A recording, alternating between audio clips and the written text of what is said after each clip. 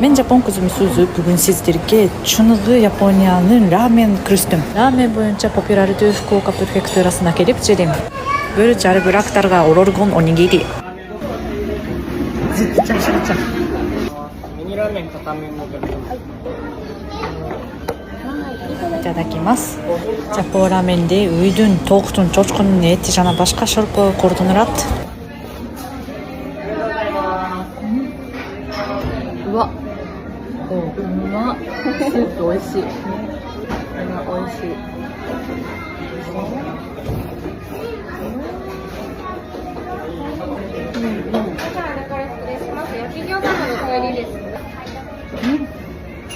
Менинче кыргыз кесмесине караганда Жапон кесмеси ички. Бизде дагы мантуу бар. Урuk кылган Жапон мантуу гёза.